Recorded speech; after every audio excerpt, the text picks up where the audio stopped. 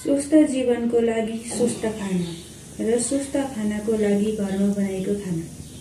नमस्कार, स्वागत छ हजुरहरू सम्पूर्णमा।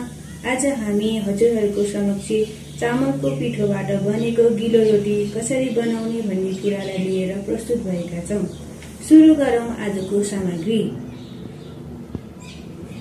सुरुमा हामीलाई आवश्यक पर्दछ चामलको पिठो, थोरै गहुँ वा आटाको पिठो, चिनी वा सक्खर, ल्वाङ सुक्मेल आदिको मसलाको धुलो र आवश्यक मात्रामा पानी। अब यी सबै कुराहरूलाई राम्रोसँग घोलौं र त्यो राम्रोसँग माडिसकेपछि त्यसलाई अब तावा बसालौं। सुरु गरौं अब रोटी बनाउने रेसिपी। सुरुमा हामी थोरै तेल हालौं र एकछिन यसलाई तात्नलाई दियौं।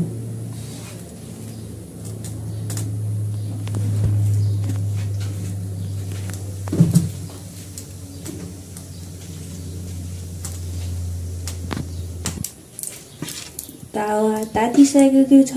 अब हामी हाल्न गइरहेको छौं अघि भुलेको चामलको पिठो।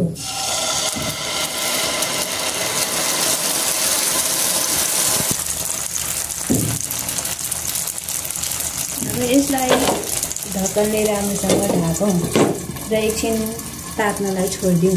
राम्रोसँग छर्कौं।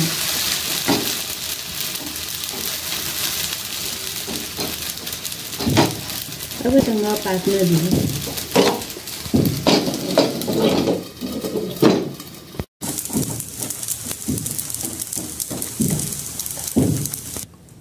आहा, हेर्नुस् त कति गजबको रोटी तयार भयो।